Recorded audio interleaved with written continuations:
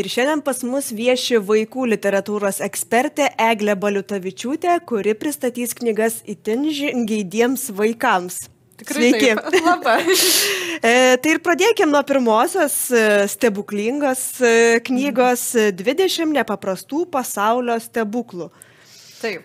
Iš kur tiek priskaičiavo?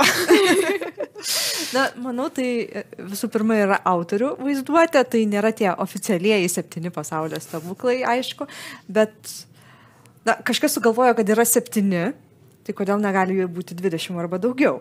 Ir į šią knygą tikrai pateko, aš manyčiau, to dėmesio verti objektai pasaulio. Ir dažniausiai kalbama 7 pasaulio stebuklai, tai apie senovės pasaulio stebuklus. Čia kalbama apie šiuolaikinio, ne pastarųjų metų, bet mūsų eros metais jau pastatytų pastatų istoriją, įdomybę susijusią su juo. Tai čia matote ir nuo Gaudi iki Laisvės statulos. Žodžiu, keliaujama per visą pasaulį ir žiūrima, kas yra gražiausia, įdomiausia. Ir šita knyga yra skirta vaikams nuo 6 metų. Ir kad jiems būtų nei per sunku, nei nuobodu klausytis apie pastatus.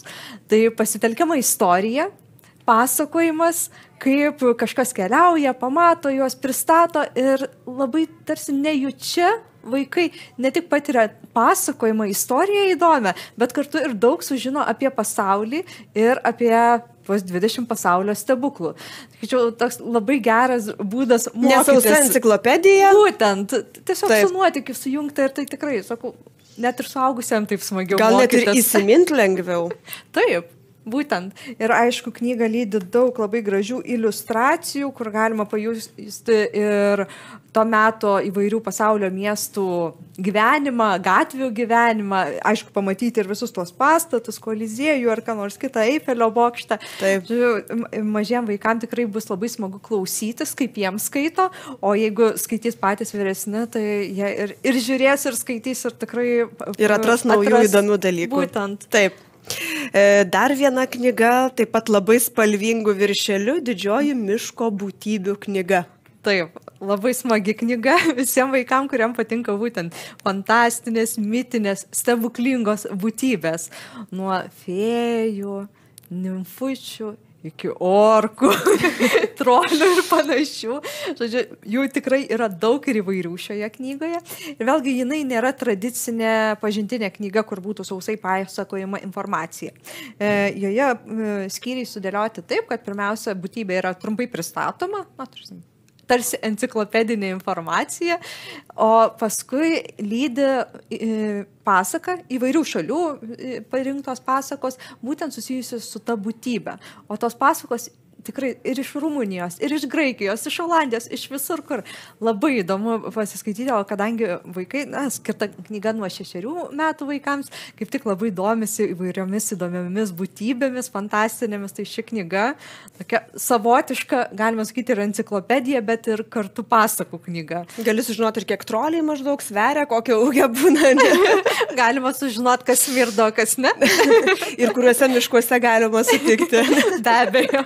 Taip, reikia tik patiems dar fantaziją pasitelkti ir turbūt dar smagiau skaitysi šį knygą. Vaikams su fantazija dažniausiai jokių problemų nekyla. Taip, čia galbūt tėveliam patarimas, kurie skaitys šią knygą savo mažiesiems. Ir be abejo, labai spalvinga ir gražiai iliustruota knyga.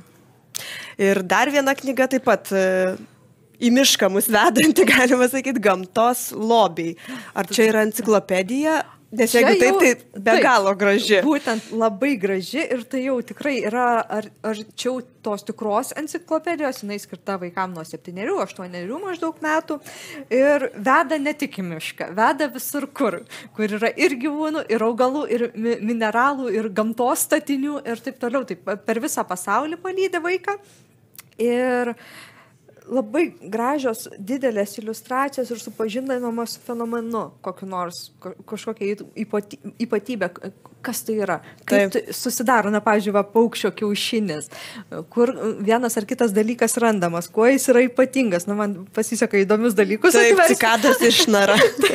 Nėra labai žavi. Net apie patį paprasčiausią rudeninį lapą, bet iš tikrųjų mes įpratę matyti ir kartais nesusimąstymą, koks jis įdomus dalykas, kas jame vyksta, kodėl jis tampa staiga raudonas, buvo žalios juk visą vasarą.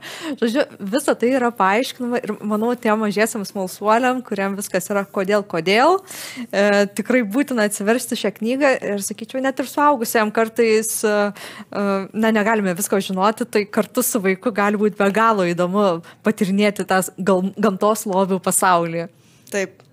Na ir 4 knyga jau yra lietuvių autorės, gerai žinomas žurnalistės, mokslo žurnalistės Godos Raibytės Aleksas.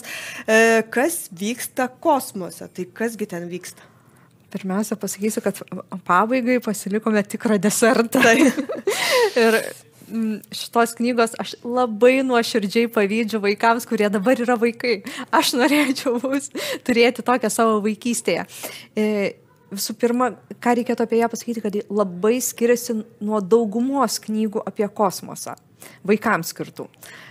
Labai dažnai, kai leidžiamos enciklopedinio pobūdžio knygos apie kosmosą, jos pristato pagrindinius dalykus, kas yra Saulė, kas yra žvaigždė, kaip veikia meteoritai ir taip toliau.